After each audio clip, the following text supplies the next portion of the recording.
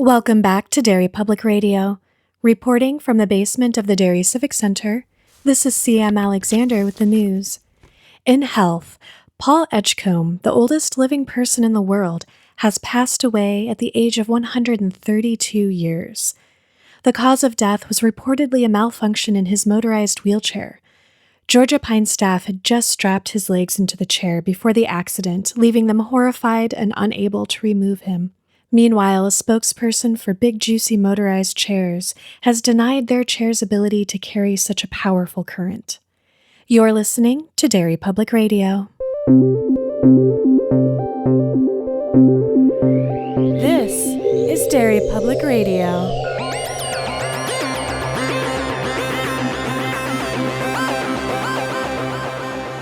Welcome back to Derry Public Radio, a bi-weekly Stephen King Book Club podcast. I am one of your hosts, CM Alexander, alongside Joshua Kahn. Hey, everybody. And Benjamin Graham. Hello, constant readers. And today we are covering the movie The Green Mile, and Josh is taking us through our discussion. Wow, 3 hours. It's so long. This movie is a long boy. Boy, howdy. It is a long boy. It's wild that I don't know how we're going to fill a whole episode because we just spent 3 episodes covering it beat for beat. Exactly. We just watched the book. We say this all the time. Yes. There's like a few movies that we're like, wow, I can't believe they did it. So scene for scene, beat for beat, I can't think of anything they changed. Can I tell you guys something about this movie? It came out in 1999, so I was like 14 or 15. And I think at that point I had seen kind of the sillier Stephen King movies, which was before the time where I appreciated horror movies for what they are in some cases. And this is the movie that made me feel like, wow, you can adapt a Stephen King book into like a just legit, objectively a good movie. It's wild. And I didn't share this. We were talking about, I asked if Michael Clark Duncan won the Oscar for this. Didn't. He was nominated for Best Supporting Actor, very deservedly. It was also nominated for Best Adapted Screenplay, and it lost both of those to The Cider House Rules. Yes. No, I don't think that's right. what it was. Yeah. I Was haven't it? seen it. Yeah. At least Michael Caine won the award for Cider House Rules. I feel like I said that's not right. But anyway, the other thing is this movie lost. It was nominated, but lost Best Picture. Can you guys guess what it lost to? I am so bad at knowing what year things came out. The Mask.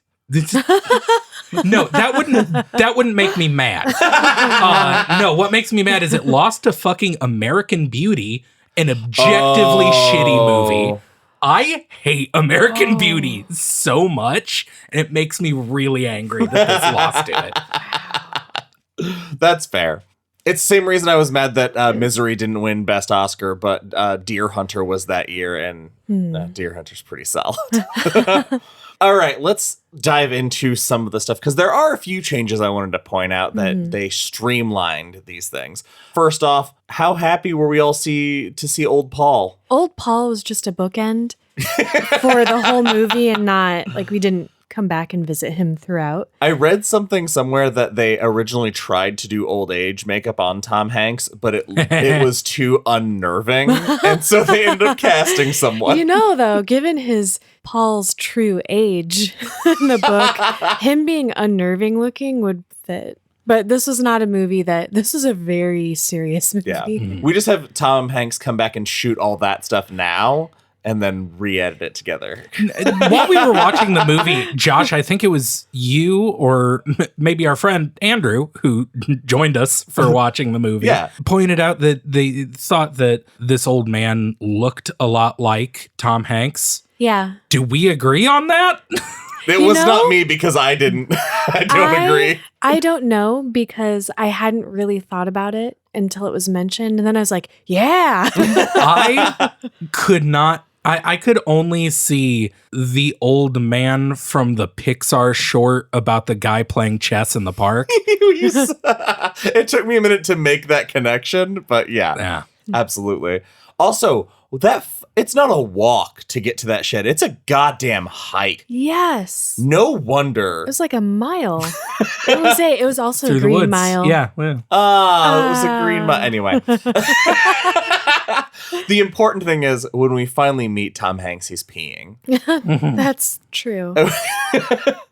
Great introduction to Tom Hanks's urine, his urine acting. But more importantly than his introduction is the introduction of John Coffey, because we get, in this timeline of the way the story is told, everything is covered at once. So Bitterbuck is there when he arrives. Dell is already in there when he arrives. And we get the dead man walking scene with Percy. Was Percy just as insufferable as you thought he'd be during that? Yeah, and I have to say, because I don't want to give the actor kudos, because the guy playing him is a real life monster and married a child, and then was confused that he wasn't getting jobs. Ruined his for career marrying a child because he married a 15-year-old when he was 50 years old. So I don't Gross. know, like, if it was the real life stuff, but I hated every second he was on screen. It is unfortunate because just like I think every single person in this movie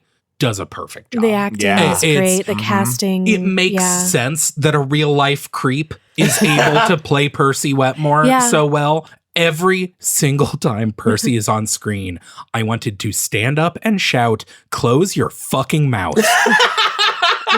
He does. He lets it hang open. Oh my God, he has a butthole mouth, and it drives me insane. He's constantly just like slightly puckering, and like, it's unpleasant. He is the most punchable person on screen, and he does. It sucks because he does a fantastic job. He does get punched, which we'll get to, and it's a relief. Circling back, the introduction of John Coffey, besides Percy's punchability, how did that play out to you? See the reveal of... It's very good. He towers over, like, Tom Hanks. It made me question what I thought I knew about Tom Hanks, which was that he is above average tall guy. He's like, what, He's 6 foot. 6 foot, so taller than the average American male.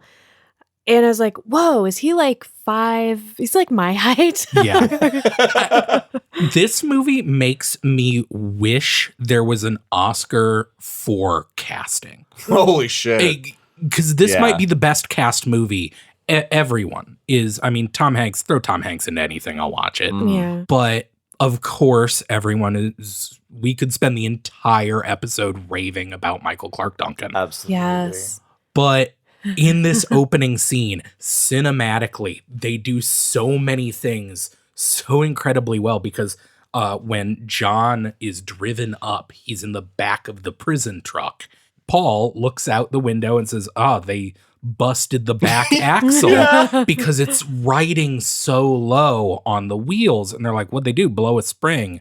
And when you see them lead John Coffey out of the back of the truck, you see the car lift a foot just from the size, the bulk of this man. And I said, love who they got cast as Brutal. I forget his name. They may have his name something more. He's a character actor. You've seen him in stuff. Yeah, he's David Morse. Yes. Every time I see him, I'm like, hey, that guy. I like that guy. But he's a huge dude. Yeah, he's like 6'4". Yeah. He's taller than Tom Hanks. Yeah. And he is dwarfed. Yes. He comes up to like Coffey's not even collarbone. It makes me wonder how much of that, because obviously Michael Clark Duncan was a giant of a man. But there are some of the shots that I'm like, I wonder if they goosed him a little bit. Like, if they he's had to. Because Although when you see him like touch people, his hands are huge. When he shakes Paul's hand, and it just It looks like he's shaking Tom the hand Hanks. of a child. Yeah, it's amazing. The casting, every single character is so good to the part. We see a bunch of Frank Darabont's like Usual. go-to. Yeah. The gentleman with the eyebrows who is also in The Mist. The gentleman with the eyebrows. I don't know anyone's name. We're character actors, which Jeffrey I love. Jeffrey DeMunn. Yeah. I don't know. Everyone's really good. No, it's because we established we go through this basically beat for beat. So I'm going to really jump around to just scenes that I want to talk about because I feel like that's the most efficient use of our time. Going off of our introduction to John Coffey in this docile giant that, you know, we have the scene with him and Paul in the cell, the handshaking, where we see he's this very meek man. And almost immediately we go to the Dederick twins sequence. How did seeing that play out hit for you after we've covered it on the book? This was the first time I almost cried. Same. It was really rough. Just, they did a good job visually. The scene is amazing.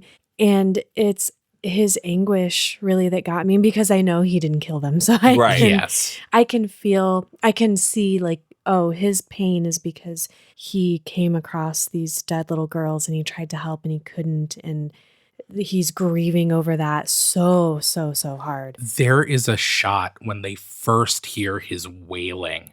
It cuts to this very distant shot. You can't really see the details, but the way he is sitting with these dead girls in his arms, he is sitting with his like legs splayed out in front of him.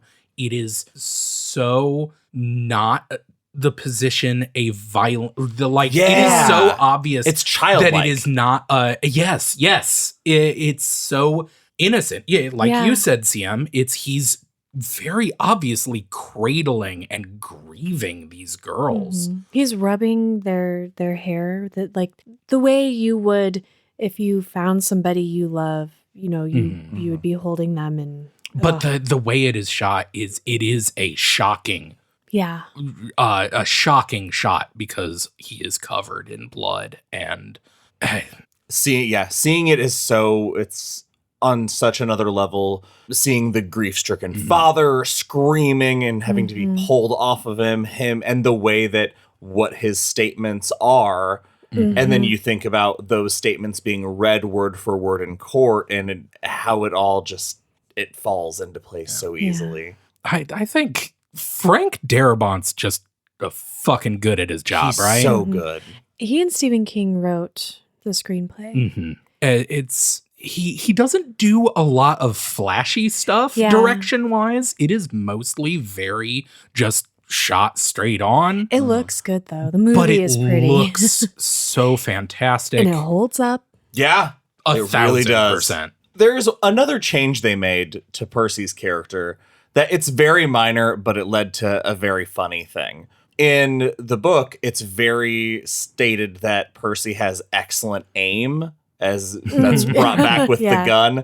But in this, the first attempt to kill Mr. Jingles nearly succeeds in the book. But in his first attempt in the movie is the wackiest slapstick. It's fucking great how over the top it is. It really gets the point across of what a fucking unstable loser Percy is. Because it is cartoonish the way he reacts to this. And it shouldn't come off so well the way it does. Like, they shouldn't have been able to pull it off because it's kind of silly and goofy. And even the music in some of those moments is just like bordering that like goofy comedy thing.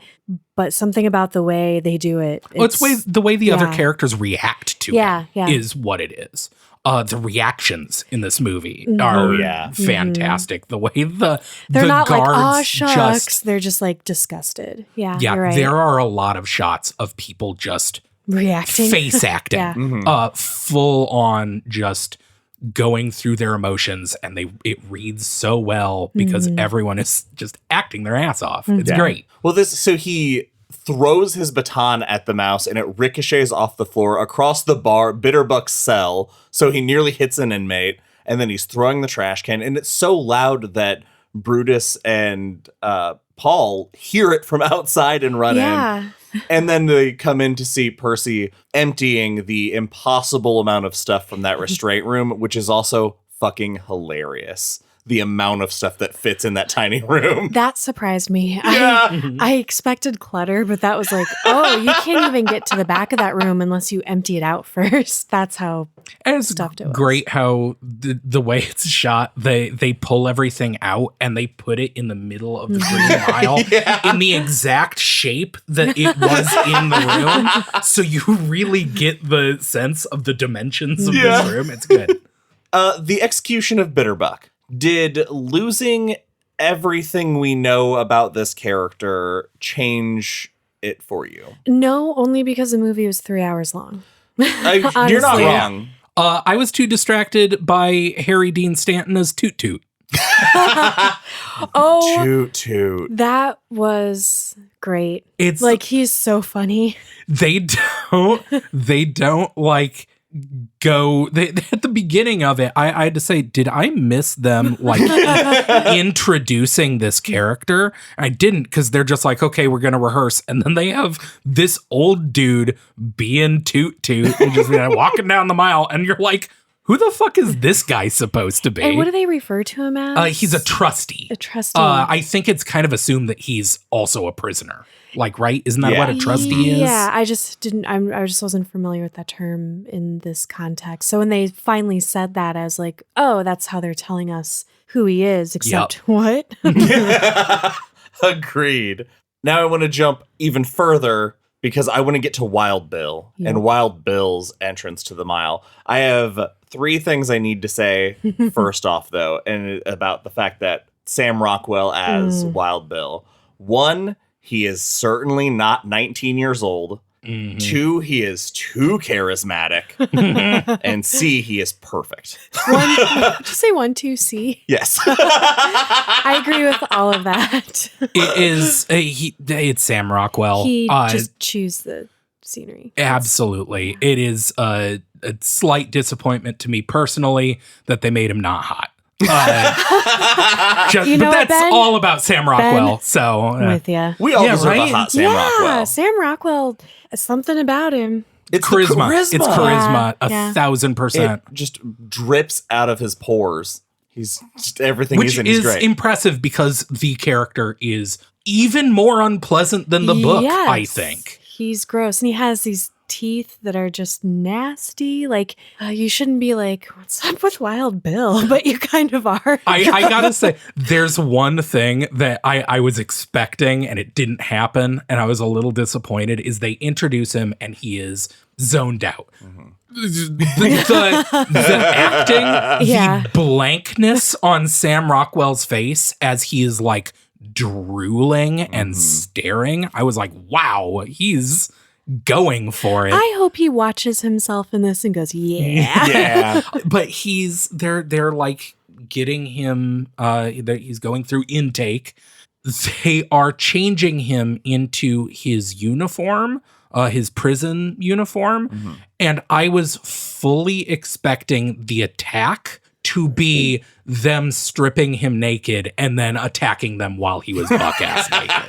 And that didn't happen. I was like, just a dream, that's Ben. a missed opportunity. Am I showing too much of how I feel about Chris Rockwell? Yep. Okay.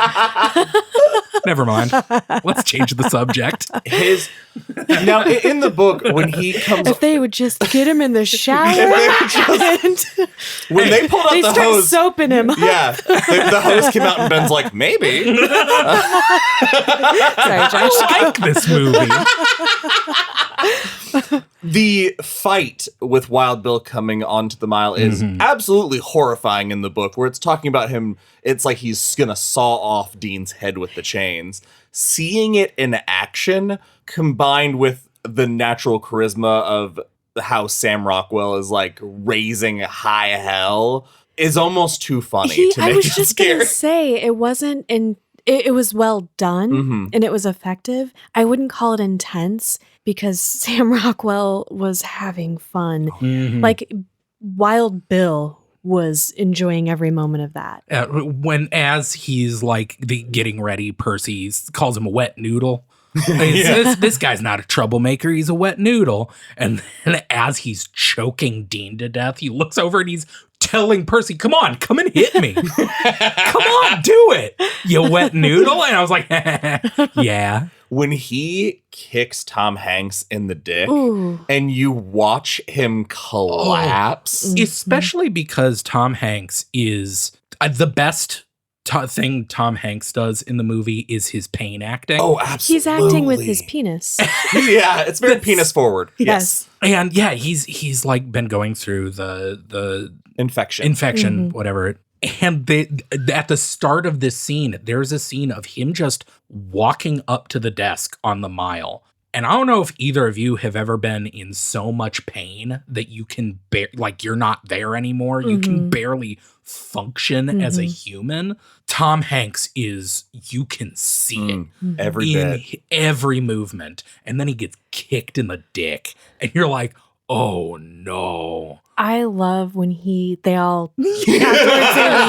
I think this is my favorite part of the entire movie. Good. He's alone in the corridor and he just drops to his knees and he's just got this look on his face and then he slowly just crumples completely flat on the floor. It's so great is that he face down laying completely still, and then it's when his heels come to rest. Yep. That's the second John Coffey speaks up. And he's like, my gosh. I need to talk to you, boss. So yeah, and he's pause. like, it's not a good time. the pause. I need to talk to you, boss. And now is not a good time, John Coffey. It's so perfect. I'm like, Tom Hanks, you're a treasure. Oh God, it's so amazing. What do you guys think of the effect of John's power? Question to add on to that: difference between through the bars or in the seat next to him. Again, that was a 3 change hours, that I thought was just interesting. quicker, like Sure, done. I think maybe visually, like they thought it would be more believable because you don't have all of that. Like he felt like he was hypnotized almost. That was one thing. Of course, because how do you show that without voiceover, which would be stupid? Yeah, exactly. I wish there would have been a little more sense of that because later on, when James Cromwell as the warden has the shotgun on John, it's like, why isn't he shooting him? Yeah, that's one thing that I don't think comes across super well, but it doesn't. Yeah, it almost seems like, especially that scene on the porch.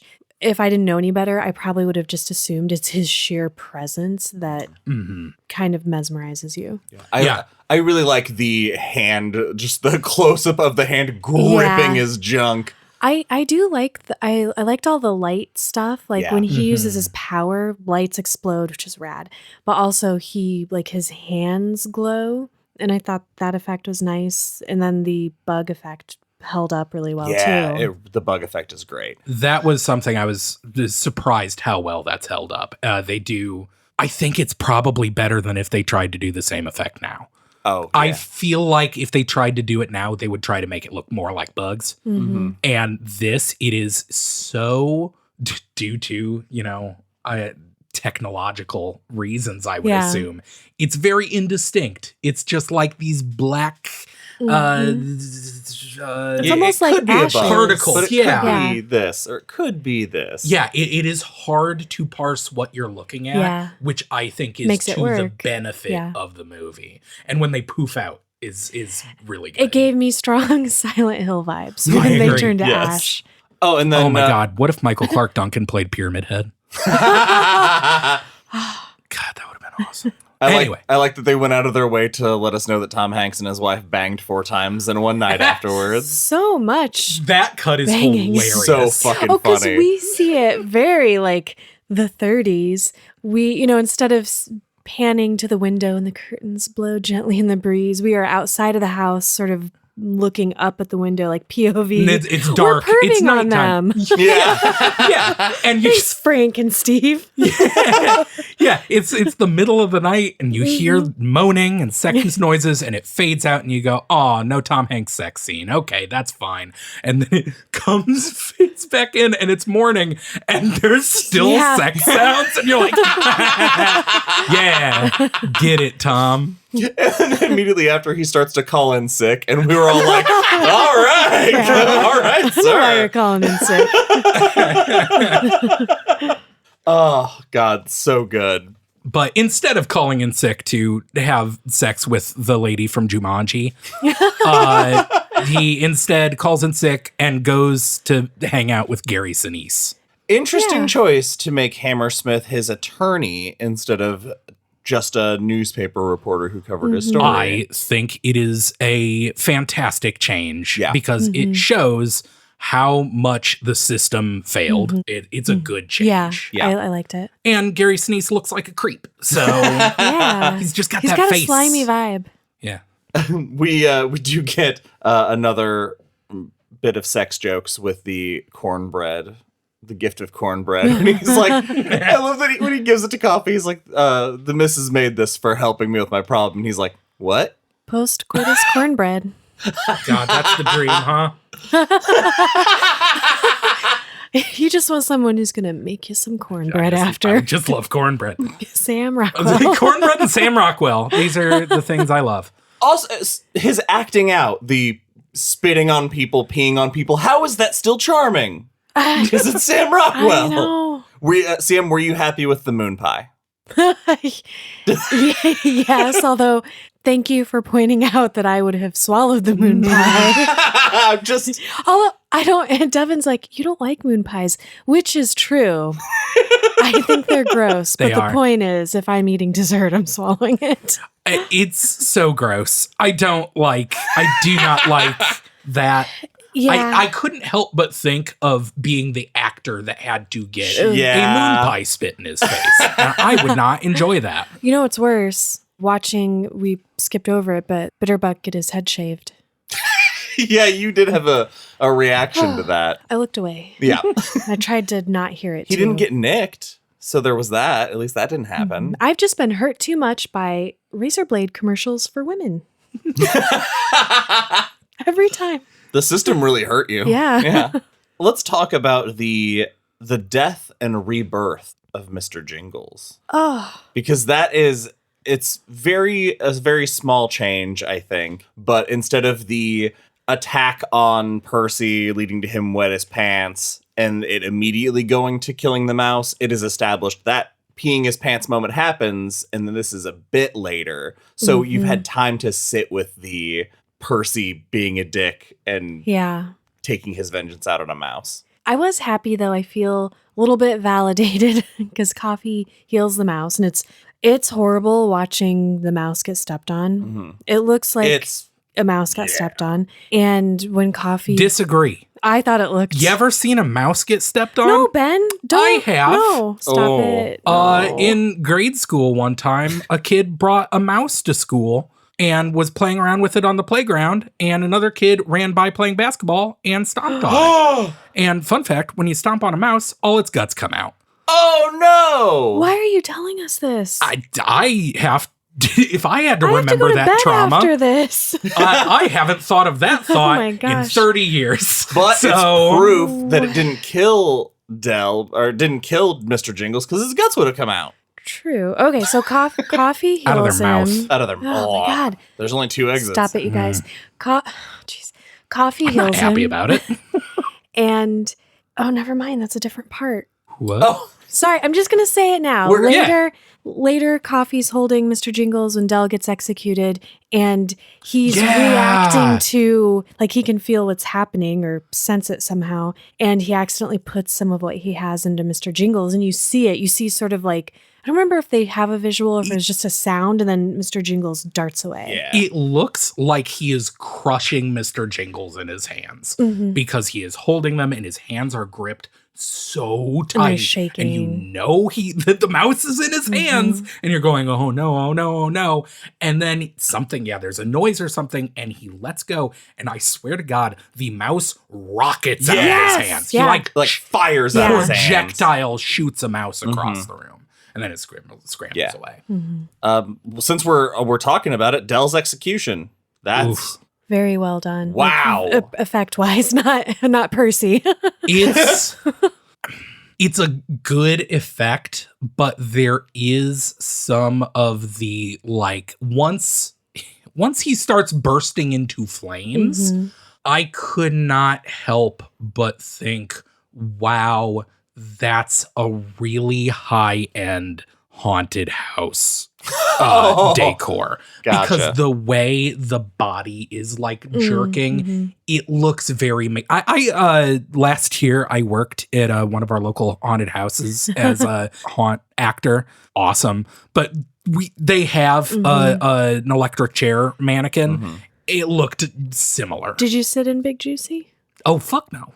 Oh, by the way, would it have looked better to you if it had been sloppier, wetter, goopier? Like if we had seen his eyes explode? Yeah, or just his skin sloughing off. Yeah. Yeah, we are Little gorier. thankfully... Well, I mean, the shot of his charred head Face. is Yeah. thankfully the worst we Yeah. see, and it's bad. It is that's a good prop or makeup job or something. I think this is one of those, we've talked about it in several adaptations, where a movie can improve on the novel. And I think this moment, seeing Coffee react to the execution, showing that he feels all of that basically just because of proximity. Yeah, because we don't get the and- line and about connection. the chair with him. Yeah. And so the idea that builds that character so much more, and it solves our Mr. Jingles problem. It also slightly, and this is jumping to the end, it doesn't completely fix the problems I had at the end of the book with Coffee wanting to die. I still think that's bullshit. I still wish when they had went to Coffee, he would have been like, you kill me if you want, but blood's on your hands, right? It doesn't fix that John Coffey wants to die, but between adding that scene and just Michael Clark Duncan's acting and portrayal when he says, I'm tired of living, it's like glass in my head.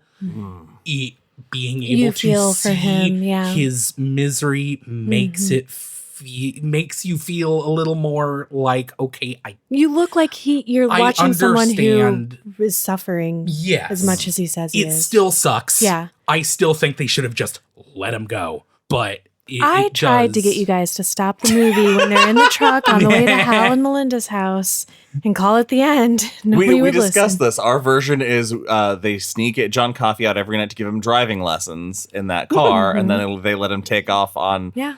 Ben, we talked about on another episode, Kung Fu style, Yeah. where John Coffey just travels from town to town solving people's mysteries. in a perfect world. It's Perfect Poker world. Face. But at the end of it, Yeah. Oh God, Poker Face is so good. John Darnielle of the Mountain Goats is in that show. Anyway, let's not talk about that for half an hour. but it's after this that we do get Percy punched in the face by Yeah. Brutal, and that is that moment is so fucking solid because satisfying. we got so annoyed with it in the book that's him repeating over and over. I didn't know it was supposed to be wet. That being his excuse for it, and the fact that he says it one time and Brutal just punches him straight in the face. So good. I do wish they would have needled him more. I Yeah. would have loved when the warden comes down to be like, what the hell was that? And I wish Brutal and Paul would have been more like, Percy fucked up because he's bad at his job. Aren't you, Percy? Tell him how bad you are at your job, how you're an incompetent. Like, yeah. I do love, though, the way that Tom Hanks delivers that line when he's like, Wild Bill's singing about it. He's like, well, can you carry a tune? And then everybody just sort of stops. I was a little bummed that in the we're coming up on the Cold Mountain Hall Pass, where we go to the moors to save Melinda Moores. And Ben, you pointed out yeah. earlier when they leave to go out the tunnel that even Brutal has to hunch. It's when they take Dell, or no, not Dell, Bitterbuck. Bitterbuck. They take it down this old brick tunnel, and when the guy playing Brutal pushes the gurney down the hallway, he has to duck to go. I was like, that is such a cool small detail to show when we come down here with Coffee that like they're gonna have to be like, oh, what the hell do we do? And then we don't get and that. then we don't get Yeah. it. What a missed opportunity. I wanted to see him. I wanted the gurney. I wanted him riding on the gurney. That's the most disappointing part of this movie, which tells you how great it is. That's very, very true. Before they leave, though, there are two things I want to touch base on before I feel like it's almost a point of no return. And that's one, the fact that with both executions that we get before Coffee's, we are only given that Dell caused a fire is all we're found out about what he did. Mhm. And obviously, he's here on death row. And Bitterbook, we never get any information about what they did. Do you think that is specifically so the audience will only feel negative feelings seeing somebody put to death? Yeah, because I was just thinking, what if John Coffey had touched Dell and saw Ooh. what he did to that little girl? Because John Coffey is nice to Dell. Mm-hmm. That's a very good point. Real quick, this means nothing to any of us in this room, but listeners, if any of you have kids and this means something to you, Dell is played by Mr. Noodle from Elmo's World, who is apparently a bumbling mime. And I want so bad to know, I want to hear from a kid that grew up with Elmo's World and then saw this movie how they felt about Dell. Because I looked it up and it's just Mr. Noodle is just this guy dressed like a clown. That's fantastic. And That's upsetting. yeah, But I guess, is this another one of those times where reading the book doubles what you get from the movie because we have all that implied history with what their crimes were and the severity of it? I think so. All right, let's get to our Cold Mountain Hall Pass. Man, Coffee seeing the stars and the leaves bit, it's all so fucking magical and so honest, it feels like. it made me think of something. This is kind of a wild speculation. My question is, how old is John Coffey? Oh, I didn't even. Oh, God. Right? I think I had that thought earlier and 30, it never made how old it. was Jesus? So, That age. So, when in the book and in the movie, when John Coffey comes out, he looks up and he sees Cassiopeia in the sky, the constellation, right? This book takes place in 1935. Mm-hmm. We have no history of John Coffey. He is covered in scars. In the old days, slaves knew the constellations because they were used to travel north. They would use the stars. They would use the stars to learn crop rotations and stuff. So constellations are something that someone that had been a slave in 1865, when slavery was outlawed, would know a lot about constellations. And he seems to not remember so much that like that being something he really knows would make sense. So if he gave a part of himself to Mr. Jingles and Paul, and it made a little bit of his power, made them live 30 times their expected lifespan, in the mouse's case at least. How old is John Coffey? Holy shit. How long has he been around? And they just killed him. That's amazing. Also, though, let's just throw out, let's say 300 years old. Imagine living life like this for 300 years. That breakdown of I'm ready to be done also makes more sense. sense. Did you feel we lost anything by losing the having to travel past the electric chair to get out scene, where we have that the voices are still in there? I think that was kind of replaced by the John Coffey reacting to Dell's execution, because he says when they're leading him out, like, I felt Dell go. It's equally as good, I think, but as a reader, that is one of those moments that from the book, like, I'm anticipating and waiting for, because it's just it's a Stephen King moment. If I was going to name one in this book, it would be that. So just personally, I'd like to see that come to life, but I think that's just me. I like the way in the book that moment rolls over everybody. Yeah. And that everybody has to deal with that knowledge going forward forever. Yeah. But we lose that a little bit. And this is something else. Though we get to the Moores, get inside, and we heal Melinda Moore's, ruining their foundation by beyond reproach. That made me jump. Because when he starts healing her, the entire house, the way moves. the entire set jumps. Yes. It's crazy. Their structural foundation is fucked. For sure. I want to see the making of that scene, though, because I bet it's super cool. So this is the question I have that I don't know if it's anything. I just noticed it in this particular scene. when Coffee is taking it away, the lights in the room go up as we've seen him use his powers. But for some reason, the way they did it in that room reminded me of when they roll on one. It's that same brightness when we see them roll on one, and Wild Bill, when he looks up and he sees his light bulb get bigger. It's like things are starting. And there's got to be something to that. I don't know if I'm smart enough to know the answer. But yeah, I don't know if anybody else listening has any idea what that might mean, or if I'm missing some piece of subtlety. I'd love to hear it. All right, let's jump to back at the mile, because the moment they release Percy from the restraint room, it all goes haywire. Oh man, I don't even know where to start. So the moment they let Percy out, give him his gear back, we get the follow through like we did in the book, except for a small difference in that Wild Bill got to be awake for this one. I loved right when he walks out and he's passing John Coffey's cell, that moment when I just love the way they did this, because that actor is the shortest of them all. In the cast, yeah.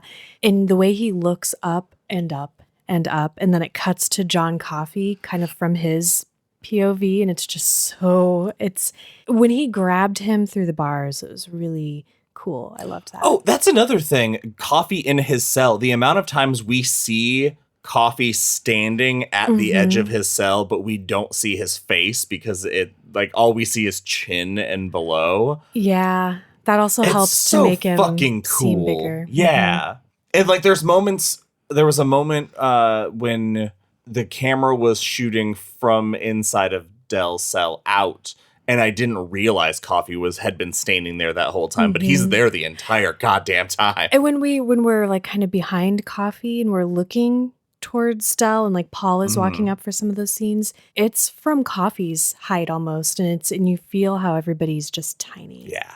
They did a lot of really like subtle things that I didn't really pick up on until we were talking about it. We've already talked a little bit about the conversation of asking John what he wants. Is there anything else we want to talk about this? I liked that it's a movie, so it's the smart choice to make it a monologue as opposed to in the book. It specifically said this is the most he's ever said, and it's like 4 sentences. So the movie gives John Coffey way more dialogue than the book does. And he's such a great actor that I'm glad, because he comes up to the bars more often too, and will make comments, like participates more in what's happening, instead of in the book, he's primarily sitting on his bunk crying. I feel like everyone is even more resigned to let him die in the movie. Because like Paul's wife doesn't argue for it. She's just like, you should go ask him. It really sucks for you that you have to go through this, Paul. You must be having a really hard time. I missed the Jan flip out scene, but I understand why they streamlined all of that. Yeah, because God forbid you have a wife get angry at their husband in a movie. After all the sex he's given her. Yeah, gives it to her good. She can't get mad.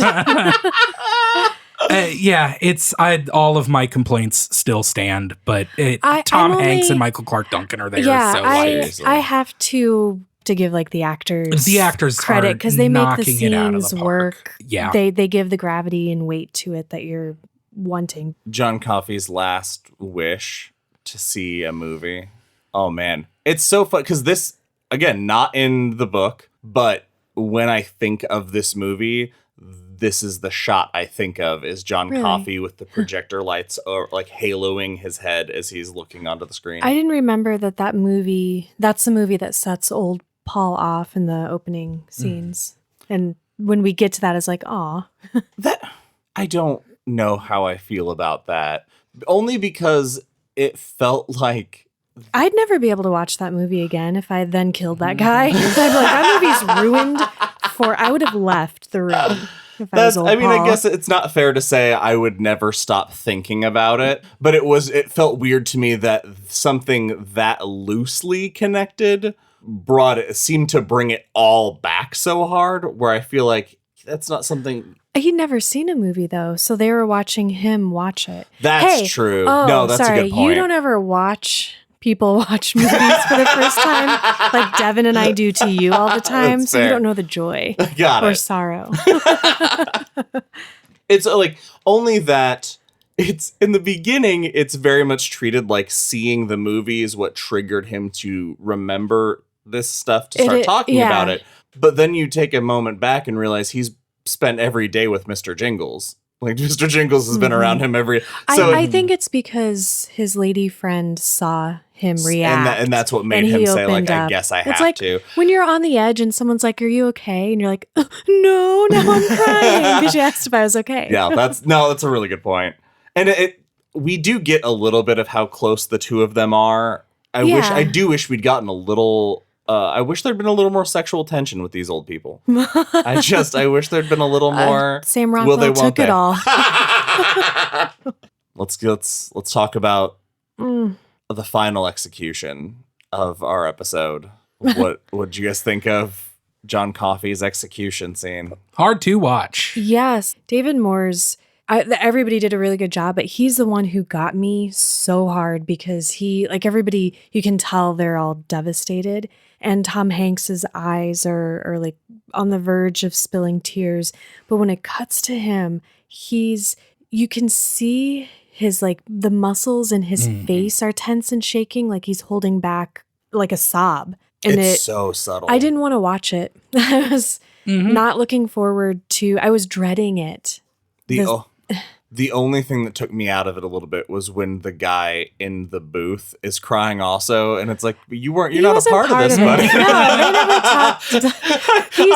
He's just really sensitive. He's reacting to his friends being sad. He's a sympathetic crier. I'm sorry. That's on me. You're absolutely right. Which one is it? Is it Dean? Dean is openly sobbing. Yeah, and Paul's like, because they're facing Coffee, putting the shackles on his ankles, and Dean's crying and like snotting, and Paul's like, you need to wipe your face before you stand up. And we have the parents yelling, they kill him twice. And do you think anybody in the audience saw the handshake? 'Cause everybody Paul shakes had his to see hand. it. That I was expecting That was just some for us. reaction. That was just for us, so that people didn't cry too hard. Imagine Frank Darabont changed the ending Because of the mist. Tom Hanks shakes John Coffey's hand and then yells, "Roll on 2." Holy fuck!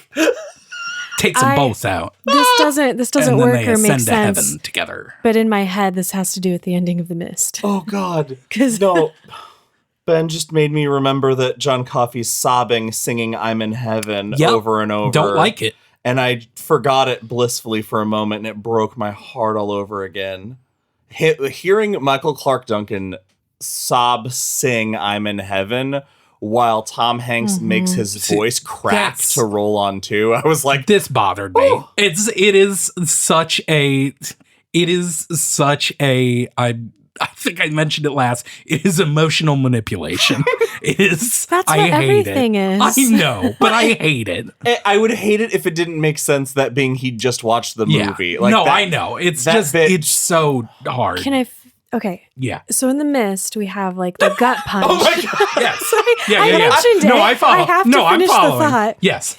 And I feel like this was, because it's Frank Darabont. This handshake was just for us to not punch us in the gut. It's just very interesting, you guys. It was him testing the waters Yeah. for how bad can I make Yes. people feel with the end of a movie. He's like, I really pussed out. I can make this worse. In fact, Stephen King, I have an idea. Next time I have the chance, I'm gonna kill all of his characters. Sorry. Not to take away from the emotional weight that you guys just... Outstanding. Especially because I thought I knew what you meant, which is why I moved on, and it turns out I did not. What do you think I meant? I don't want to talk about it right now. Oh, no. I thought you were taking a road I didn't want to travel. Should we So you're going to rate? propose that the God monster shows up at the end. That's also Big Juicy. Yeah. That's the name of my God monster that That's what takes me to the tower. Listen to our March Coffee Madness or opens Christmas his mouth, episode. the stuff starts coming out, and then the 5-foot tentacle comes firing out of his mouth. Ratings? Yeah. Shall we? CM? Sorry, I'm in a weird headspace because I just named a monster Big Juicy. So I'm like, oh, this is fun. This is fun. Good way to end the night, though, so I don't go to bed sad. This movie, I said it like the first 5 minutes we started rolling. It's a movie that showed me that King movies can be, these adaptations can just be done really, really well. And I do have a soft spot in my heart for all of the shitty ones. But this movie's so great. The acting is amazing. The effects hold up. It just looks really beautiful. 5 out of 5 blue chambray shirts. It's a very, very good movie. All of the problems that I've had from the book stand, but the charisma, the acting skill from the entire cast. I thought you were just going to say Sam Rockwell. So good. Sam Rockwell's there. So I can't say it's a perfect movie. It's 3 goddamn hours long. And the ending still bums me out too much to give it a perfect score. But I will say 4 out of 5 blue chambray shirts. I liked the changes that streamlined the story into one solid timeline, none of the confusing jumping around. I like I like John Coffey being more active. I loved all that stuff. It works. The cast is perfect. We've said all this so much. It's so good. 5 out of 5 blue chambray shirts. That's it for this episode of Derry Public Radio. As always, thank you for listening. Join us for our next episode, where we are taking a brief break from our Patreon selection series to welcome a guest to our show for the short story, That Feeling That You Can Only Say What It Is in French, from the book Everything's Eventual. And after that, we'll be back to our Patreon selection series with Desperation, where we will be covering through part 1. For Joshua Kahn and Benjamin Graham, I'm Sam Alexander, reminding you, you can't hide what's in your heart.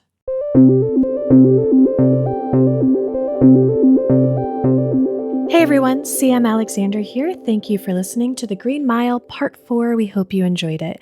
As always, you can follow us on Facebook and Instagram at Derry Public Radio or Twitter at Derry Public. You can send us an email at derrypublicradio@gmail.com. We love to hear from you guys. Don't forget to check out our Patreon for bonus episodes at the $5 and up tier, and our Etsy store for merchandise. And if you're looking for more Stephen King discussions between episodes, you can visit our Discord page and the Facebook group Stephen King Lovers, SKL. They are a really awesome group of people. They have amazing discussions all the time. Please check them out. That's Stephen King Lovers, SKL. That's all for now, listeners. Goodbye.